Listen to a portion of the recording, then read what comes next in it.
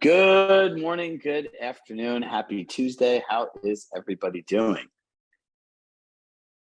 I hope we're all not like binging on Halloween candy from last night. It's really funny where I live, it's on a cul-de-sac. So, generally speaking, you leave candy outside, like at least one or two kids will come and like they'll take all of it, right?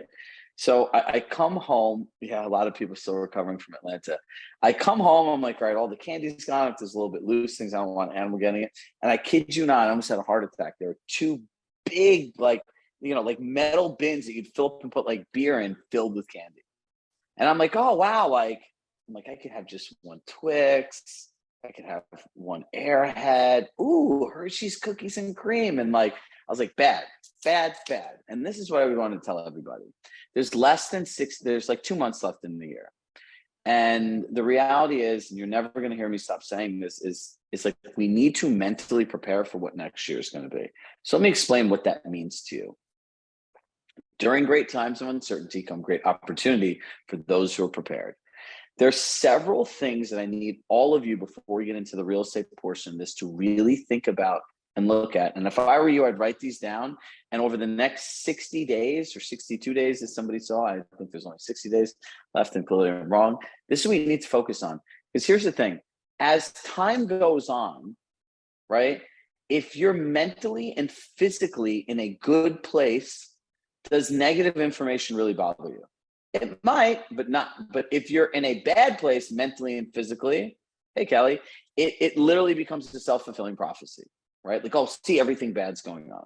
So here are the areas that you need to focus on. And look, remember 0 to 1, we need to calendar our days off, right? Your work expands and contracts to what you're going to do. This is the time of year where I get excited because people are slowing down and I'm speeding up. Right? Like I love this, right? It's like if you run a marathon, like those last 4 miles, that's really when your adrenaline kicks in, right? So you just go past and past. So think about this.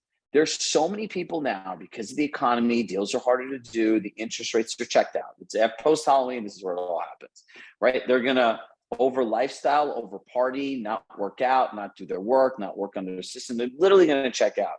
That's why if you look at a real estate office in Florida, Florida. I see Doug wrote something in Orlando. You look at a real estate office in February, it's the most morbid time of year because that whole I'm going to start in January thing kind of wore off and you're like, oh shit, like I'm not really doing good. Momentum is what you need. So number one, you need to look at your morning routine. Number one is, I would say, evening routine. How do you prepare and how do you end your day? Right? Because how you end your day starts your day. Number two is your morning routine. Number three is, are you working out? So the next person that tells me that I don't have time to work out, try doing burpees for 3 minutes in a row and you'll have a heart attack and you'll feel like you want to die. If you think you're in shape, try doing burpees for 3 minutes in a row and you'll have a heart attack and you want to die. Even for like my friends like myself, they're running 5, 6, 7, 8, 9, 10 miles. Doing 3 minutes of burpees is difficult. We can all do something. The fourth thing the food that we put into our body is very important. Right? Look, the holidays are coming up. This is the easiest time to lose track of your health, but what you eat dictates also how you feel. When you eat those big meals, you feel lethargic. If you drink too much alcohol, you feel hungover. Right now, we need to be in what I would like to call a self-created state, right? We want to pick how we're going to be. Number 5, what information are we allowing in our brains and our atmosphere? Are you watching the news? Like, what are you reading, right? How much time are you spending on Instagram and TikTok? On a completely side note, I think TikTok has better content than Instagram, but some of those videos are interesting. Like all those iPhone secret ones, as I find, like I like to save some of those videos. And this is good information. Instagram just like scrolling, right? The question is what are you putting in your brain? And how's that supporting your goals? And number 6, it's the people you spend time with, right? All of these 6 things, if you hang out with people that make you feel like shit, you need to get rid of them. Don't have a loyalty to the past. Just remember this. Yesterday is a memory. Today is a choice, right? A lot of people like these quotes they come up with, and that's what came to me today. It's like, yesterday's a memory. Today's a choice. If you don't like anything that's in your life, your business, today you have a choice to make it different, and you could start making different choices. So those 6 things are going to dictate how you show up at work, at home, with your friends, everything. If we're just talking about work, If those 6 things are not in complete alignment, you're never going to be 100% your peak performance self. Never. And in a market that's going down, like that to me is like preparing for battle, right? It's for all of you, how prepared are you for what's going to happen? I'm not trying to scare anyone. I'm not negative, but I also think there's a lot of opportunity because nobody's doing anything, right? So this is what I want us to all focus on, and I'm going to keep drilling this in. So we did this in the morning session. I want to show you guys something really cool, right? So we all went through the whole client experience yesterday, right? Like part of it. But now I want to teach you guys how to go into, they say we use this a lot when we're doing strategic planning in businesses, and like when people are looking to really scale something, right, with strategic intent, you look at present state and future state, right? And present state is the way that we're doing something. Future state is what we want it to eventually be.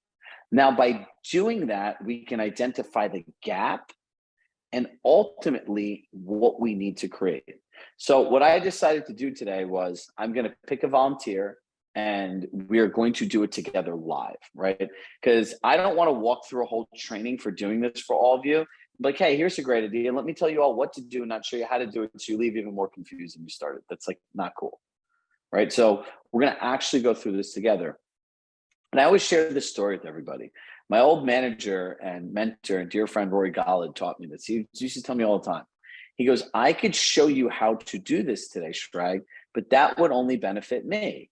He goes, the most important thing if you really want to grow is take the same thing that you're currently doing, that you think of it one way and learn how to think through it a different way, right? So generally speaking, when you look at a buyer thing, it's like, oh, I want to pre-qualify better so I can get a sale. I want to convert more leads. Well, remember, like we talked about yesterday, great leadership is going where the ball is going to be before it gets there. Could you imagine if somebody charged you for your service, what that would be like? Would they want to pay you all that money? How dialed in is this process, right? Because I believe client experience is everything. Think about some of the things that we do with our clients just because we're not organized or we didn't mean to do it. Could you imagine if the Four Seasons did that and you paid $1,000 a night, you'd want your money back? So we have higher expectations of $1,000 a night hotel than we do of ourselves in a 30, 40, 50, 60, 70, 80, $100,000+ transaction. Does that make sense, everybody? So what we're going to talk about is present state and future state. And so take a piece of paper and make a T, right? And on one side, you're going to write present state, there'll be the line in the middle. And on the other side, you want to write future state. So take our checklist here, right? And I'm going to just share my screen and give everyone a moment to do so. If you look at this, what is your present state and what is your future state, right? Our morning example was the woman talked about feeling like she had to convince people about signing a buyer's broker's agreement. So this is what you should be looking at. And this is your assignment between this week and next week, to build out the present state and future state. Right now, who is going to be my volunteer?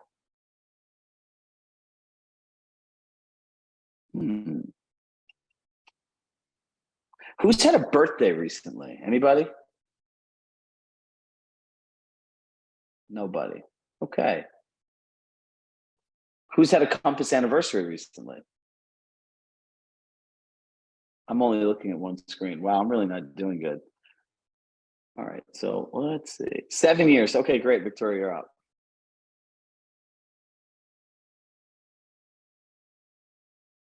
Where are you? Here I am. Hi. How are you? I'm great. How are you? I'm doing good. This was really fun to do in the morning, and it's interesting because someone said to me in the morning in the chat, they're like, don't you get nervous doing this? If you messed up, like people would think you're a fraud. I was like, well, hopefully I do know what I'm talking about. And I just want to really show people. That's okay. If I mess up, people will think I'm a fraud too. So, Well, you really can't mess up because it's just me asking you questions, right? Okay. So here we go. Let me just set up this doc. Oh, shoot. Hold on a second. My tea is boiling.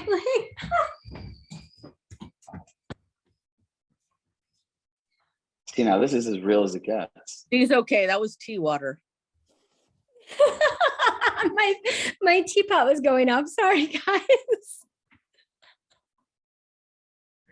Okay. All right. Okay. So what is it that you would like to, what is a present state? Like what's something you want to improve? I want to improve. I want to improve my communication with my business partner. Oh, this is a good Does one. that work for this, or do I need to do something like? Well, we were going to do the buyer experience, but you know what? If you want to do that, then that's fine. Okay. And if anyone knows my business partner, by the way, shh, this is a safe space, right? Yep. All right. So let me pull this up and we'll get rocking and rolling.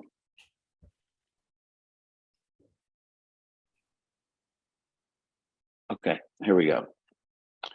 So what is the present state of your communications? So the present state right now is a little bit of a power struggle. We're both very type A personalities, and we've both been doing this for a very long time. So we're extremely knowledgeable. And there's just, we tend to butt heads a lot, and there's definitely a power struggle. So there's overlapping responsibilities, Mm-hmm. lack of clarity on roles, and unclear process on making decisions. Sound about right? Yeah. Okay, good. So what do you want the future state to be? I want it to be smoother, and I want there to be less tension. Okay, so smooth and less tension is a feeling that's created by actions, right? So Right. you're going to say clear roles, responsibility, clear roles for each one of us and what we are responsible for on the team, right? Mm-hmm. Mutual clarity on what each other does, and a documented process both team members are aligned on for how decisions are made, right? Okay. Yes. So now identifying the gap, present state, right? So here's the next part about this, right? I will talk to you guys about everything through a gap. Where she is today and where they want to go, there's a gap, right? So what would you say the gap is? I think the gap is that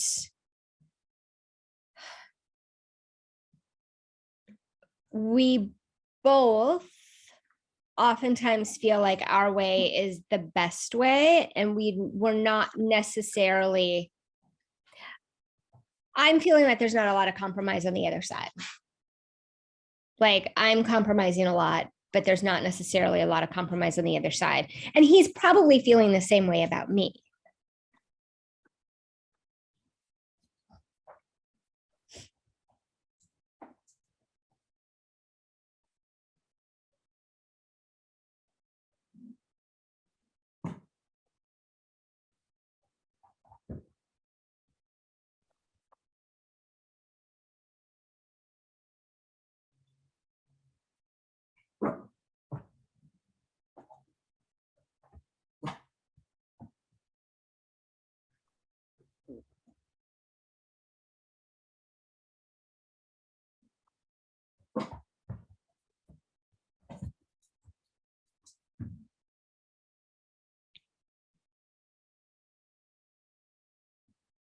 We do talk about it, Dee Dee. We've kind of talked about it until we're blue in the face. Well, I talked about it with you, so we were very clear when we left the meeting, but right. There's nothing written. So think about this, right? Everyone think about Monopoly. If you play street rules, as I call it, you land on go, you get $400. Other people are like, well, you don't get If you land on go, you only get $200. Some people feel that community chest is $500, right? It's all different, but unless you're playing unless you're playing off the same rule book, it doesn't happen, right? Right. So filling the gap. I'm going to show you guys a buyer's example next. Okay. Future state. So what we need to do is create a written document for all processes, roles, and how decisions are made. Document and identify the areas where conflict is currently happening, where each person feels their way is the only way. Align on how to deal when two people don't have the same opinion, right? And this would probably involve working with a leadership coach, structuring your agreements to be firmer and clearer, buy-in from both parties to follow the new rules of engagement, which is how we work with each other. Right. So now look, we've identified the present state. We had talked about that during our session previously, and it's been a little difficult to get him on board to do that. I mean, should I just do it and write it out and say, okay, let's look at this, and this is how we should. I would recommend reaching out to David Severance, who you know, and he's the best at doing this. So if you think I'm good at doing this, I learned from him, and like having a third party do this alleviates a lot of the pressure, unless you could do it with each other, right? But it sounds like if you do it, he's gonna be like, oh, these are all your ideas. And you're going to turn around and you're going to say, well, it's not like you have a single idea to contribute to. It's the same thing. It's a Venn diagram. It's an overlapping thing. Right. So you need to commit to an outcome, right? Mm-hmm. And from there, have someone help facilitate, get it to, and then you have to agree to work off the mutually agreed upon outcome. Okay. All right. So let me show everyone the one from this morning. So check this out. This was a good one here. So thank you. So this is a good example if you're a team leader or you have staff too, or people that you work with where you have lack of clarity in communication, right? I love the chat comments. Okay, so Liz did this in the morning. So her present state was, and hit yes if you feel like this. Explain to buyers that you require an agreement feels like you have to sell them or convince them, right? Now, her future state was, buyers want to sign an agreement and see a direct benefit, right? So if you think about it is, if you give a good presentation, people will see the value in what you have and they're like, okay, how do we work together, right? If you call us about coaching and we do a good job on the initial conversation, you're gonna say, how do I move forward? Well, it's the same thing. So when we looked at her gap, it's currently, I feel as if I have to sell and convince someone, which is a direct result will show up in the buyer experience through the way that they communicate, their body language, their tone of voice, and the flow of the conversation. When you feel that you're convincing somebody, is your body language open and like, hey guys, how's it going? You know, and like, are you excited? The tone of your voice upbeat, or you kind of like a little more guarded, like your shoulders are a little more in, your voice is a little more like this, you have a little bit of fear in it, and your flow is not there, right? Now, her future state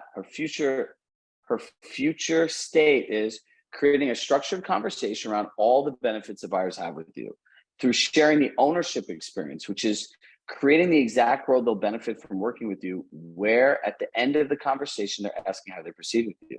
This is done by clearly identifying your benefits and what exactly working with you would be like versus telling them, convincing them why they need a broker who has a signed agreement to represent them, which will most likely they will not understand and be defensive about.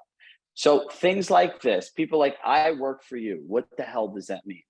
I have a fiduciary responsibility. So you're saying that I don't have one to myself, like I can't make my own decision. I'm boots on the ground, right? Like that's another great one that real estate agents say. Well, why can't I do it myself? I have the internet. We have open communication. Great. That's a good one, right?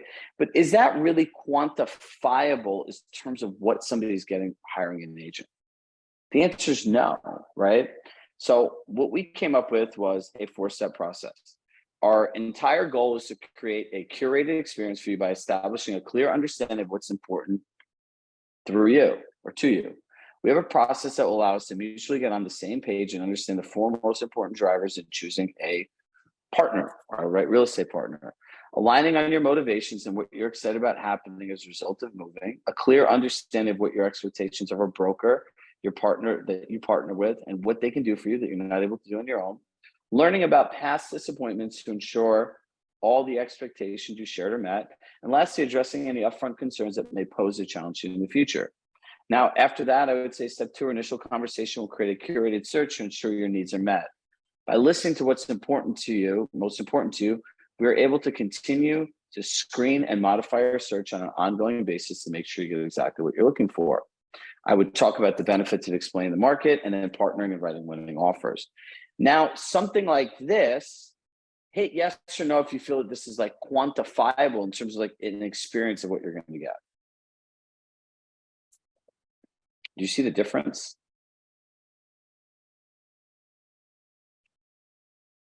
Let me share this with all of you.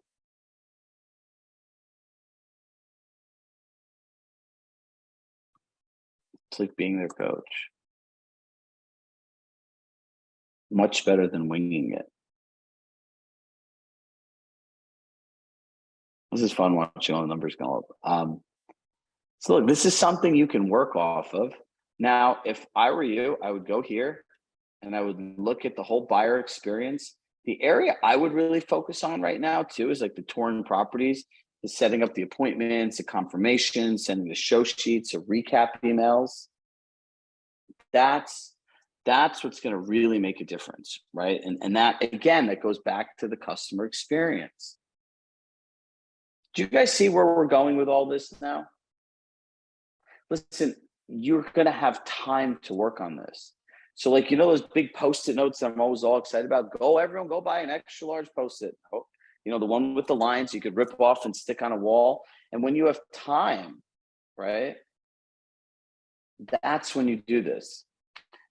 So I'm going to leave time for questions. I instantly felt overwhelmed by trying to figure it all out, especially in the section by section, the president. Okay, so thank you, Nicole. You don't have to do everything because you're currently not doing any of this stuff, correct? So when you're not doing anything, one thing is good. If you're not working out and you're like, I need to do 5 days a week, you're not doing anything. So if you go walk somewhere for 10 minutes the next day, that's a victory.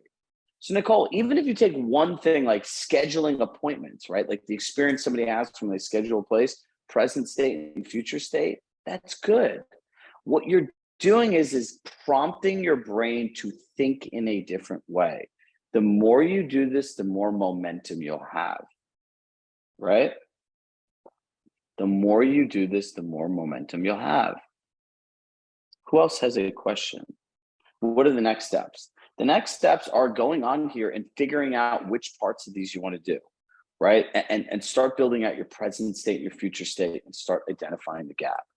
We've given you all the steps on how to do this, and you know no other agents. Do you know anyone else who's actually come up with all these, as I call these Disney dreams for agents to do?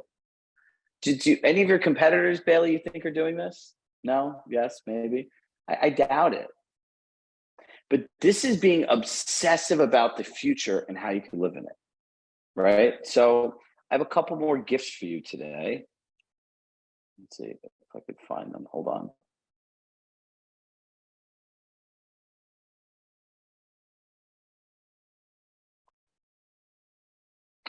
So next week, we have a panel of some of the top agents in the country that are going to be nice enough to give away all their secrets so you guys could thrive in a recession.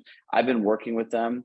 It's literally some of the top agents in the country. They all have some really cool stuff to share. So click the link in the Zoom and set up. Yeah, if you want Halloween treats, if anyone knows where you could donate candy, please tell me. I have to get rid of this stuff out of my house like ASAP because I'm not eating it. I can't be a hypocrite now. So sign up for that link. And the other thing is we have this great video that we made on selling the Compass tech, right? That I want to add in here as well.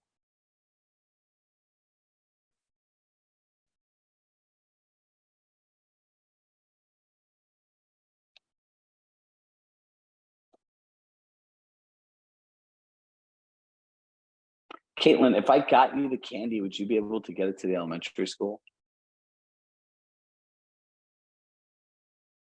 All right, cool. So I'll get your number from Jess and I'll ping you. So look, everybody, do we know what we need to focus on? Yes or no? Everyone say yes. Right? So look, business planning, clearly the way that we've all done it does not work. Yeah, 5, 4, 3, 2, 1, go. Don't be scared. So if you think about it, what do we do every year? I'm going to make this much money and I'm going to do all these different things. But can I tell you the number one problem with it is you guys have all been in real estate for 5 or more years. And when somebody says, well, John, at discount brokerage will do it for 1% less, you guys all, majority of people crumble. Like it's not set up the right way. So if you look at obsessing over your buyer experience, your seller experience, and understanding what skills you need to thrive in the market today, tomorrow, 3 years from now, 5 years from now, that is real strategic planning. Because if I can teach you how to think through these things differently, approach your time blocking differently, take massive action every day on meaningful and purposeful activities, that's what's going to make a difference. And then we're going to get into all the notes. So we're going to do the same thing, sellers next week. And the rest of this year is going to be all planning. And if you look at that video that we made for you with the Compass tech that you could literally send to your clients and before, that's what this is going to be like for all of you next year. So we've gotten to this point where what we realize is the most impactful thing we could do is do as much of the work for you as possible. So myself and our team of 11 other people, coaches and staff members, that's what we're committed to doing. So for next year, whether it's email scripts, text messages, these videos, we just want to take all of our stuff, build it into Compass and just give it away to our clients and show you how to use it. Right? Because if the economy is going backwards and agents are freezing, is it theoretically correct the more stuff we can give you, the easier it's going to be and the more you could win? And that's real partnership, right? Because as I always tell my team, success is measured on implementation and happiness. Are you able to easily implement the stuff that we talk about? And are you happy? Because when people are happy, their business and life is great. So that is what we're all going to be doing. So we'll see you next week. We have the top agent panel. We'll send an email out about another pitch and Compass session. And look, we're going to just keep going through this, right? So make sure you print out the client experience when you have time to do it. And remember those 6 things I told you in the beginning that you really need to focus on. And anyone that says, I feel overwhelmed, just do one thing that you didn't do today and you made progress. That's it. Just one thing, right? If you didn't exercise, go walk 5 minutes. That's progress. If you didn't call any clients, call one client. That's progress. You didn't organize every your contacts, one content. That's progress, right? You need to do stuff, and consistency breeds confidence. The more consistent you are, the more confident you become. All right, everybody. Love in my heart. I love you all. If anyone's in Long Island, I'm going to have a pop-by visit, and I'll be doing a training in an office on Thursday. So I will see some of you out there. If not, I'll talk to you all soon. Bye, everybody.